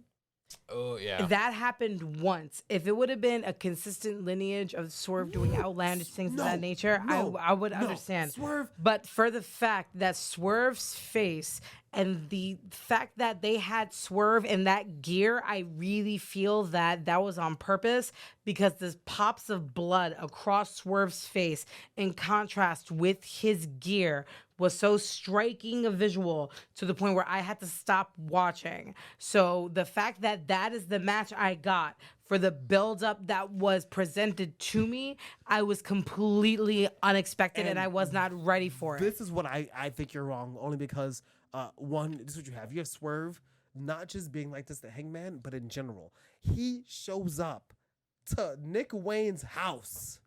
Oh, and he's trying to beats play him up. He's trying to play a boogeyman kind of like He literally showed up at Nick Wayne's I'm gonna house just fuck with you and beat him up in his own fucking like ranch or whatever the fuck where his father used to train him, and then he like made fun of him for his father dying. You know what he didn't do though? He didn't say I'm your new father and I'm a better dad than your dead dad. Hold on, That's what he didn't Where fucking was the do. Christian match? Because Yeah, wait. hold It's on, later. It's later in the day. But Is before it we move really? on, I just It need to is. say that this match has, and I've always been a huge fan of Adam Page. I know that Adam Page will continue to do amazing things in this match. Only prove so. oh no, we didn't. He's But a little this too John match- Wayne for me. For Swerve, has solidified him as someone that is a considerate threat Oh, Swerve is to the top of the card. And that's the I'm, thing fu- about I'm, this. I'm a Swerve fan. They're building him now. They built him so significantly and so consistently that before I didn't think I liked him that much, but now I see Swerve as a credible threat, period. And I think that as long as they continue to do that, limit the amount of matches he's in, make him pop up once in a while, beat a Malachi Black, beat so many people, beat a Ricky Starks, you know what I mean? People who they're building up. Then you have somebody who's credible for the top of the card. but who can lose for now. How long until you think there's going to be a Jericho Omega Swerve kind of? I legitimately give it 2 years. I give it 2 years. I think he might be climbing quicker than that. I feel like Swerve could be the first black person to hold that title. And that is going to be a huge deal for just AEW in general. They've said it. But like they've pushed other people like Keith Lee. They've tried to push Ricky as well. But I really feel like the person that's going to hit that immediately is going to be Swerve after tonight. Well, Because he's undeniable at this point. You can't say he's no good. And they've been pushing him so consistently. So before they pushed him, it wasn't working, and then they abandoned it, pushed him a little bit differently, it didn't work. So they got rid of people, and they got new people for him because they see him as the star that he is, and I didn't see it, and I was wrong. He's almost got, like, I think the edge that gives him a different dimension is he's almost got like a Jon Moxley kind of edge to him, where he doesn't shy away from that gory kind of like, especially after tonight. Especially And after that's why tonight was about. And he didn't have that for him before. Like now he's got, instead of being the dude lurking in the shadows, he's the dude who's lurking in the shadows and gonna fuck you up. That whole thing where they were doing the dance at the beginning, and then Prince Nana's in the frame, and he like spins away. Oh, and he just fucking to reveal Swerve pops up right to Swerve. Like that there. That was great cinematography. That is something that we'll absolutely give to AEW is those big match moments when it comes to entrances. Their cinematographer and the person who handles their lights, incredible. Absolutely astounding. That would be okay. I'm a little tired, so fuck me. God damn it. He worked at NXT. He did the original the Matt Hardy Final Deletion. He worked for Impact Wrestling. That's who they have doing their promo packages and stuff. It's gotten a lot better for AEW. I think the only thing about that is that, WWE has so much money and infrastructure put behind those like video packages. But that's not what you need when you have. Okay, I got the list right here. You ready?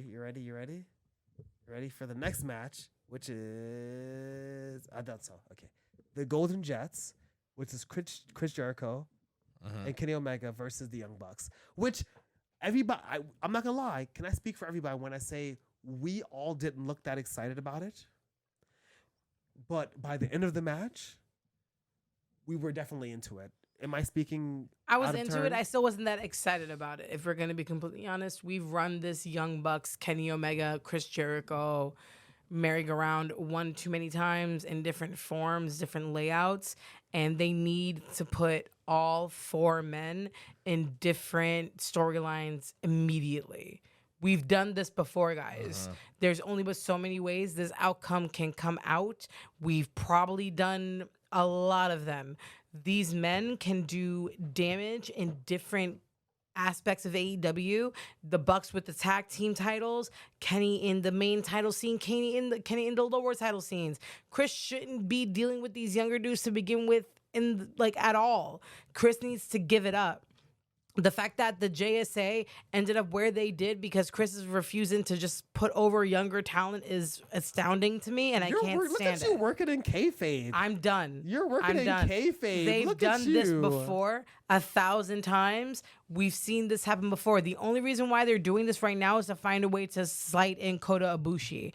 And I adore Kota Ibushi. He does not need this setup to be able to debut. He's known. How's Kota gonna get in there? Well, no, because he just got hired. He's all elite. He's officially all elite. Okay. So now he's gonna be worked into the storylines directly. But this is because in New Japan he was in the Golden Lovers with Kenny. Right. So now Kenny is tagging with Chris, so that's probably gonna cause some kind of an issue going down the line. We've done this before. Kota has enough of a fan base to be able to debut without having to debut alongside anybody else. And if they're AEW wrestlers, they're probably slightly more marks than usual. They'll know that he has a connection with Kenny. He does not need this kind of pageantry to move forward. Actually, I agree. It's very interesting. I didn't think about it like that at all. This whole thing is not to set up Kenny versus the Young Bucks because they've already done that. They're cool right now. They're just slightly disagreeing because this whole thing is set up as a thing to set Chris. Because remember, Chris is a whole thing with Kota Ibushi. They're just trying to. They have beef. They're just trying to set up a beef. They're trying to give Kota something to do, right? Because Kenny, like you said, is partnering with Jericho temporarily, but Kenny's not going after the Bucks. You know what I mean? Right. This felt like a filler for their storyline. Like they're not really even beefing. They're just having like a friendly, slightly disagreement while they're setting the story in place. And I agree, the match was good. It was super exciting, but it absolutely did nothing except allow a little space for the main event, in which we didn't mention. Bless you. Gesundheit. Thank you. Salud. Was that anti-Semitic? I don't know. I'm sorry. In which during the pre-show when MJF got his leg pulverized, right? When it got pulmonized, when his leg got destroyed, he was taken away, and they said he could not finish the match. In the middle of the show, they had the people come out and they had Tony Schiavone. They said, because of this, and I like this actually, because usually if you have to forfeit a match, they just like do it the next day or something. They said, well, the match supposed to happen. He had to forfeit because he got hurt, even though he got hurt. Whatever. It was a hit. They put a hit out on him. They put a hit on him. Then what happens? He has to sacrifice, and the title is gonna go to Switchblade Jay White. But then Tony Khan, well, actually, because then Adam Cole comes out. I guess he had to talk to Tony Khan. It was all beforehand. It was all beforehand, and Adam Cole is like, almost like Adam Cole knew that. That's what I'm saying. MJF. Don't give it up too early. Let's get towards the end. Adam Cole sets it up, and Adam Cole steps in, and Adam Cole says, and it makes sense actually thematically because MJF was defending the tag team titles for Adam. Adam is the one who wanted the Ring of Honor tag team titles. He's the one who said to MJF, these titles are important to me. So MJF did the titles with him. So MJF has been defending those titles. MJF has said to Adam Cole how important the Triple B is, how important the AEW title is. And so, even with a broken foot, exploded in 3 places, Adam Cole was not going to allow MJF to lose the title, which actually makes a lot of fucking sense. God, their friendship is so because it's really building their friendship, which I don't want to get into that, but their with the friendship devil is so fucking hard. So now you go. The match is about to start. Jay White's in the ring with Adam Cole. Adam Cole is with his legitimately exploded in 3 places ankle. Now, let's say this. We all have such traumatic trust issues to the point where we figured that Adam Cole was coming out 100% to reveal that there was no injury. Adam Cole is such a friend that he was legitimately, as James said, injured to come out for MJF. Wow. This is peak storytelling. It's also peak meta with the wrestling. We all thought that he was about to be like, psych, give me that fucking triple beam. And then... But it turns out... he didn't. He was about to fight in fucking crutches. And then MJF saw that. And I love that, by the way, is that MJF, this is pure babyface shit. MJF is fucking empowered. He saw on TV. Remember, he's taken away. He's in the gurney. But he's like, I need my phone. Give me my phone. He's looking at his phone. And he's like, Adam Cole. In the gurney. He's sitting in the hospital. He's got attendees looking at his leg. He fights them off one by one and hobbles down the hall. To manage to confiscate an EMT truck. Which is what I got most confused on. Let's say there's a couple of paramedics there who see him making a breakaway. No, he's not at a hospital. He's not at a hospital. He's not in the hospital? See, there's no way because if he's we're in the hospital. Let's go logic. No, let's go logically real quick. The The show started at 8:00. MJF's match started close to 11:30. It would not take close to 4 hours to drive to the hospital. MJF was in the hospital. Oh no. Oh my God. MJF Well, it was is in the LA. hospital. MJF was in the hospital. MJF goes to the hospital. They check him. They go, "Oh, you have a slight sprain. You're okay. say- you can go home." Then he They say, leaves. Look and here, he just, MJF. Your quad is obliterated in 18 different places my buddy Adam Cole. Why are all of your doctors Southern? because they got good medicine down there. Because they got good medicine. They're all oil barons. Listen here, MJF. That thigh's as good as pig meat. Can you? You might as well turn that into sausages. What happened? Walk us through the end of the match. So the very end of the match between MJF and Switchblade Jay White, for me, it just like MJF has not gotten enough just due for my personal liking. People say that he is too down on the business when it comes to like the athletic wrestlers, where he doesn't like doing the flips and the tricks, and that's understandable because he's trying to save his body for the long run. And not everyone wants to do that. That's totally okay, but that's what works for him. This man is working 3 to 4 programs a night between the tag championships, between the main championship, between 2 side storylines. So the fact that it was what is You messed up the mic. Don't worry about it. Keep going. Get up like So- this and do this. Gotta turn the whole thing. The whole thing. Okay. So the fact we're that MJF was able to handle the top and bottom of this show as gracefully as he did, he needs to get his flowers as soon as possible before that 2024 contract comes up in January 21st and he gets lost to WWE. It's not really January, okay, but anyway, because that's like storyline. It's like Apparently he 2024. works now for Tony Khan. I'm Did you know not. this? It's just that that in- like He's a every- Tony Khan man. all of the not me, but like all 10 of the like from the legitimate to the kind of legitimate like wrestling news things are like, oh, that storyline is 2024, but it's not January. They're just saying 2024 on TV but it's like 2024. Okay, so we're working within storyline, so January 1st. You fucking Mark. And you know what? It's so funny because It's like finding out like Disney's not real. Jesus Christ, dude, relax. I know. Wait, but he's frozen underneath Disney World. Tony Khan? Both. I They're holding hands and hating Jews. the match was absolutely amazing. I think this is, of course, building on MJF being a babyface. They're doing this thing where they keep putting him over. Adam Cole gets hurt, and they're like, he's defending the ROH tag team titles on the pre-show. It's intentional. They're putting it on the pre-show because they're literally trying to show that he's not just working. He's working not even on the main show. He's doing double time.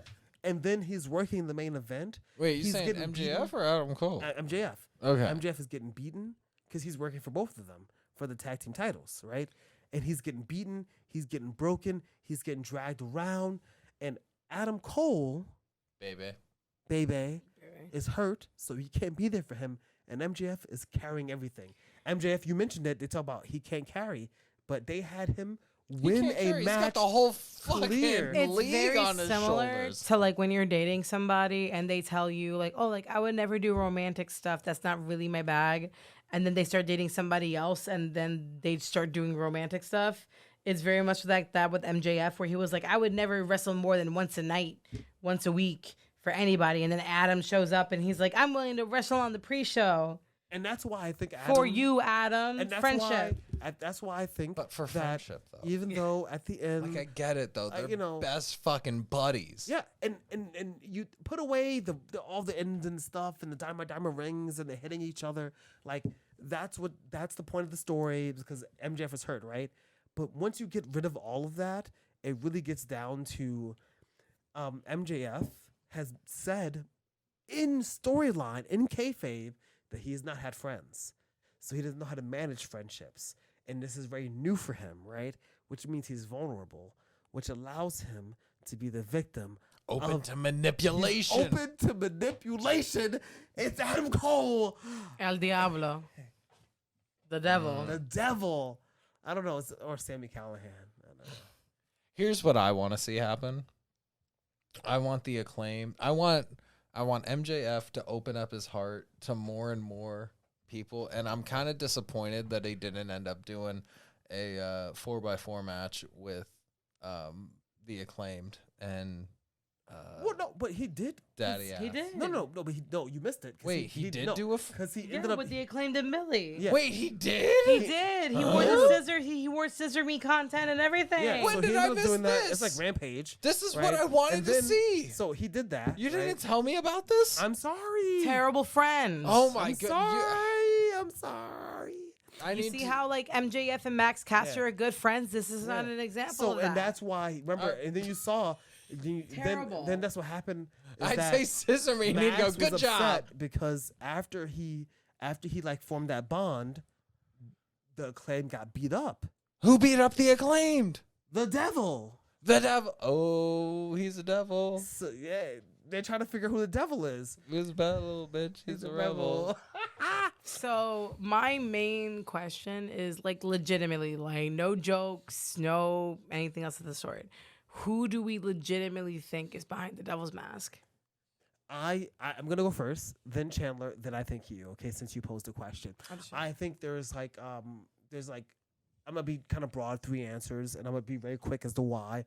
One, I think that having so Sami Callihan, if you watch wrestling, you know, he it's a bunch of stuff. Some of the dirt sheets are saying that it might be him. So Who the fuck is Sami that's Callihan? that's more lore. That's more lore. Wrestling is like Lord of the Rings. Then Jesus fucking Christ. Adam Cole. I need This a one, cigarette. it's the Adam Cole / Roderick Strong. Both is the kind of the same because if Adam, which I believe is truly hurt, then it's obviously Roddy. I think But it's if that- Roddy. You know, I but think it's just, Roddy. Just in who's case, like, just in who's case, trying to frame MJF, and So- he's trying to be like, "Hey, Adam Cole, if look, if it's Roddy, he had a thick ass neck. So in if the it's- last time that if it's for it Roddy, clearly looked like a fucking neck brace.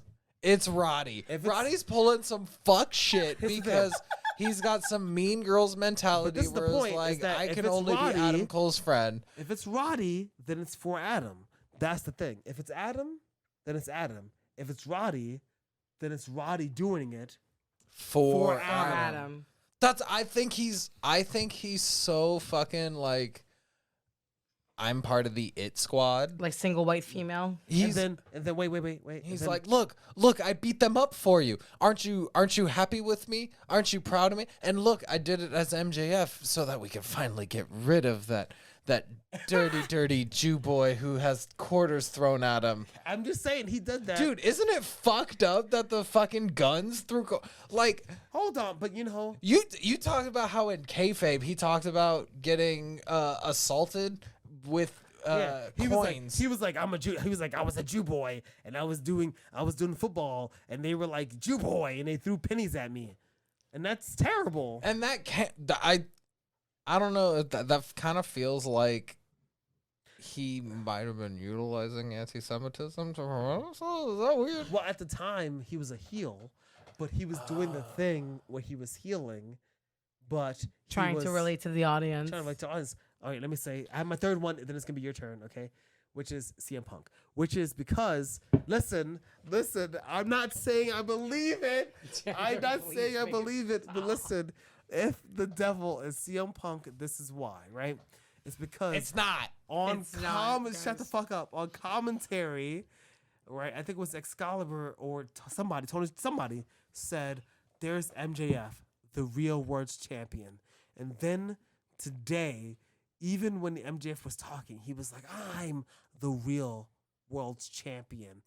Before CM Punk fucking left, he took the old belt out of the bag and he said, "I am the real world champion." Why did CM Punk leave? Huh? Tell us that. Tell You know what, us. Chandler? It's your turn now. Take the floor and just wipe this mess up, please. Thank It's your you. turn. It's your turn. Well, it's Thank just you so I don't know the lore as much, but all I know is CM Punk is not working for AEW. Like that's just kind of a blanket. Like these are facts. Facts are facts. Tony Khan's a billionaire. He's literally a billionaire. He's a Tony billionaire. Khan's a billionaire that got physically threatened by said CM Punk. Yeah, I if don't you're- think he's if rehiring If you're a him. billionaire, if- Tony Khan said it. if you're a billionaire and you don't want to work with someone, you don't have to You work can with literally someone. afford to not have to work with them. You And can this is my afford to theory. be like, This is my okay, theory. fuck you, Okay. you're fired. This is my theory, which is that Tony Khan, you ready for this? Mm. Tony Khan Mm.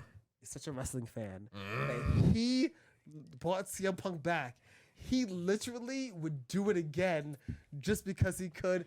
Christina, tell me I'm wrong. He's saying that Tony Khan is a masochist, is what he's saying, is that he Christina, likes I CM need you to Punk. tell me, am I wrong that Tony Khan, if he thought that there was literally a match and let's say tomorrow, this is not happening. Tomorrow, Matt and Nick Jackson were like, you know what? We called Phil, we're cool. And then Tony was like, hey, Phil, you want to do a match with them? And he was like, yeah. And then they were like, okay, so Wembley next year, we're going to have a main event with CM Punk singles versus the Elite. You're telling me that Tony Khan wouldn't do it because he's literally a fucking billionaire and he just wants to make fucking money and he's such a fucking jerk-off wrestling fan that he literally would do it. He wouldn't do it this Are soon. you done? Are he you would done? not do it this soon. You're finished? And that's the bottom line. Yeah, I do agree with that. I agree with everything, single thing he just said, because Tony Khan understands that in the long run, that short little burst of money isn't going to be worth the havoc that CM Punk will ensue once that pay-per-view is over. He will have to cover up a whole bunch of other messes that CM Punk will cause in the months to come after that major pay-per-view that he was planning for, to the point where the money that he spent on him initially will not have been worth it in the first place. Tony has made that mistake before. He can't afford to do it again. He's over here paying $1 million to 50 Cent to get fucking many men to play for the Guns for 50 seconds. He can't afford to be paying that kind of money to CM Punk on multiple occasions. Do you think, okay, here's a question. Chandler, Yeah. the newer to wrestling person, Christina, do y'all think that bringing CM Punk into AEW, a person who didn't know him before, but knows how he has been in the stuff, and you're a person who knows him, a little bit of his history and all that stuff, do you think bringing him to AEW was harmful, extreme? Do you think that it hurt AEW? Do you think that it was harmful to bring him in? You want to go first? I think it gave an initial pop that was kind of a bit exciting for some viewers.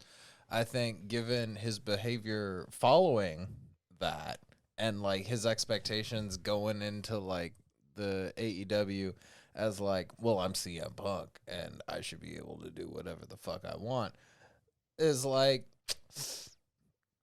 you better cool down, big dude. Yo, you better cool out, big dude.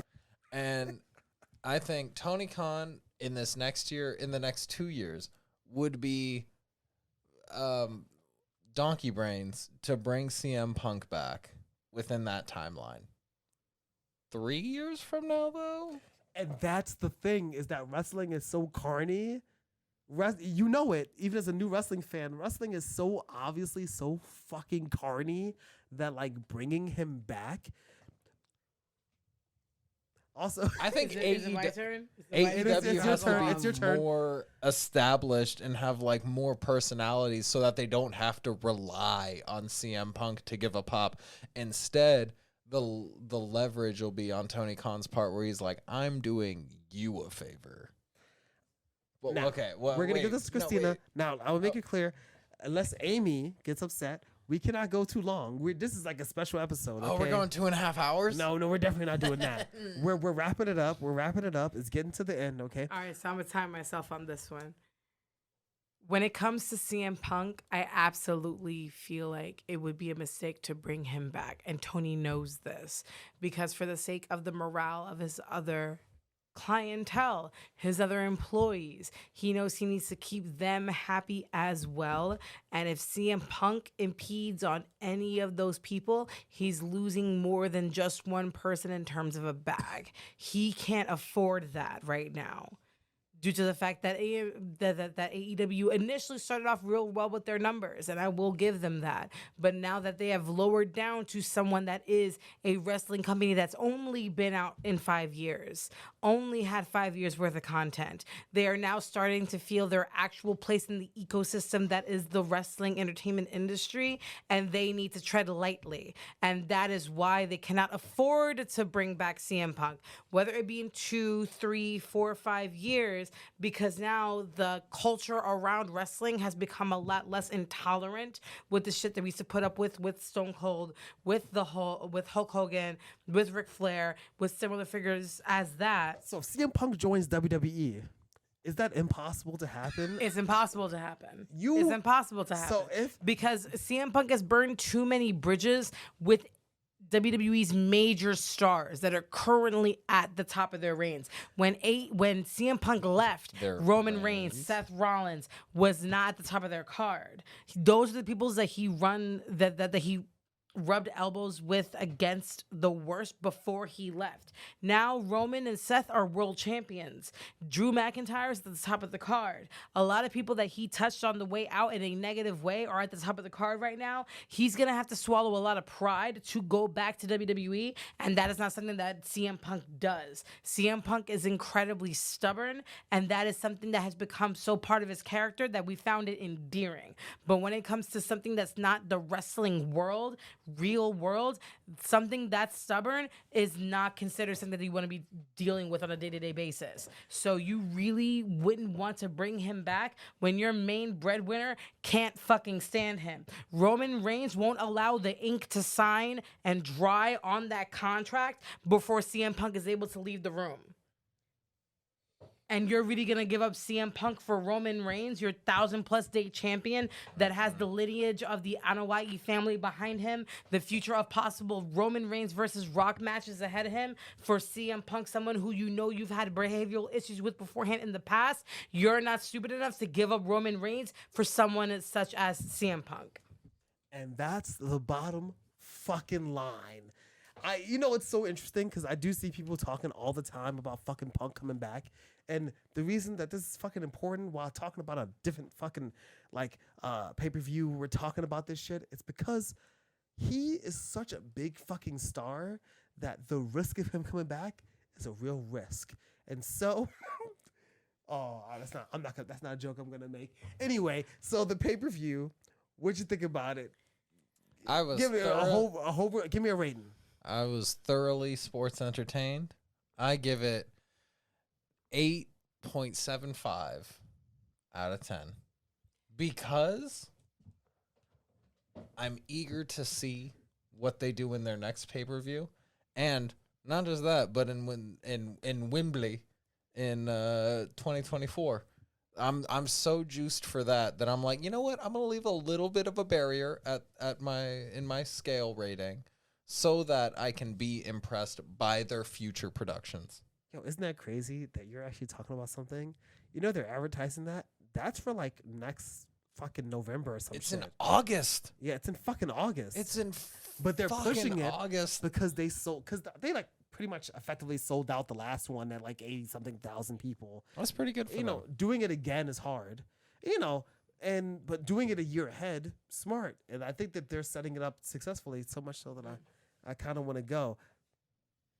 AEW Full Gear has a specific place in my heart because that was one of the first AEW pay-per-views that I went to live.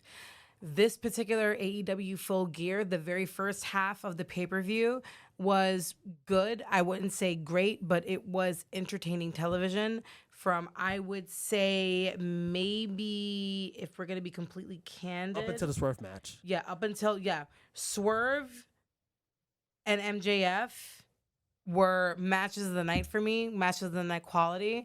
I would honestly give it 9 out of 10 Toni Storm's shoes being thrown. Oh, hell yeah. No, when she put the little the jewel bowl in her on her butt cheek, and girls, then did her thing. So this is for people who wear stockings, they thems as well. So real quick, did no one think that there was a better way for Toni Storm to hide that jewelry plate down her ass, She just or need a slightly bigger pant? I instead honestly, of going for the like, guys. I don't know about you. I couldn't see anything past the fishnet. So like, as long as the fishnet was there, I think it was covered up. You know, it just it obscured any sort of distinguishing. Because we're gonna be real honest here. Like Toni Storm was one of the blessed ones where her rear end does not look like the shape of a like jewelry pan. So the fact that they couldn't find something to help better mask it was kind of disappointing for the sake of the story. Toni Storm does not have a flat ass.